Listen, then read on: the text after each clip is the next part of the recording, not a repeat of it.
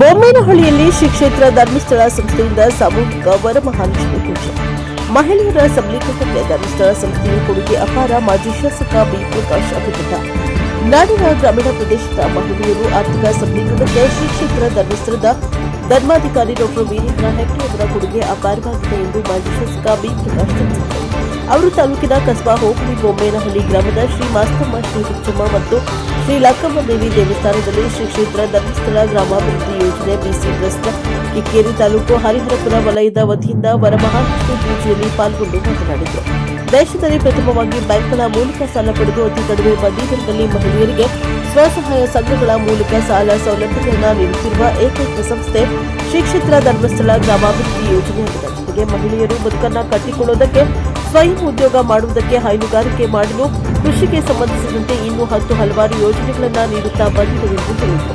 ಕಾರ್ಯಕ್ರಮದ ಅಧ್ಯಕ್ಷತೆ ವಹಿಸಿ ಮಾತನಾಡಿದ ಸಮಾಜ ಸೇವಕ ಆರ್ಟಿಒ ಮಲ್ಲಿಕಾರ್ಜುನ್, ಶ್ರೀ ಕ್ಷೇತ್ರ ಧರ್ಮಸ್ಥಳದ ಪೂಜ್ಯ ಡಾ ಜಿ ವೀರೇಂದ್ರ ಹೆಗ್ಡೆಯವರು ಮತ್ತು ಮಾತೃಶ್ರೀ ಹೇಮಾವತಿ ಹೆಗ್ಡೆಯವರ ಮಾರ್ಗದರ್ಶನದಲ್ಲಿ ಈ ಸಂಸ್ಥೆ ಇಂದು ದೇಶದಲ್ಲಿಯೇ ಮಾದರಿ ಸಂಸ್ಥೆಯಾಗಿದೆ. ಈ ಸಂಸ್ಥೆಯು ಕೇವಲ ಧಾರ್ಮಿಕ ಸಂಸ್ಥೆಯಾಗಿ ಉಳಿಯದೆ ಸಾಮಾಜಿಕ ಕ್ರಾಂತಿಯನ್ನೇ ಮಾಡಿದೆ.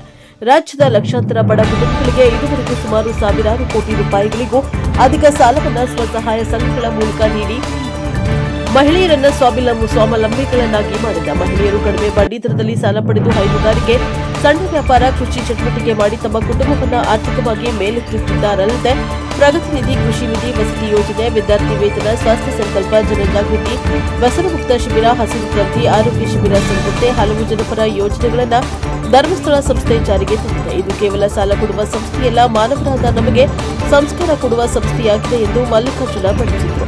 ಹರಿಹರಪುರದ ವಲಯದ ಮೇಲ್ವಿಚಾರಕಿ ಸಂಗೀತಾ ದಿನೇಶ್ ಹಾಗೂ ಸೇವಾ ಪ್ರತಿನಿಧಿಗಳ ನೇತೃತ್ವದಲ್ಲಿ ದೇವಸ್ಥಾನವನ್ನು ಹೂವು ಹಣ್ಣುಗಳಿಂದ ವಿಶೇಷವಾಗಿ ಅಲಂಕರಿಸಲಾಗಿದೆ. ಬೆಳಗ್ಗೆಯಿಂದಲೇ ಮಹಿಳೆಯರು ಮುತ್ತೈದೆಯರಾಗಿ ಸಾಂಪ್ರದಾಯಿಕ ಉಡುಗೆಯಲ್ಲಿ ಆಗಮಿಸಿ ಕಳಸ ಸ್ಥಾಪಿಸಿ ವರಮಹಾಲಕ್ಷ್ಮಿ ದೇವಿಗೆ ಅರಿಶಿನ, ಕುಂಕುಮ, ಬಳೆ, ಹೂವುಗಳಿಂದ ಪೂಜೆ ಸಲ್ಲಿಸಿದರು.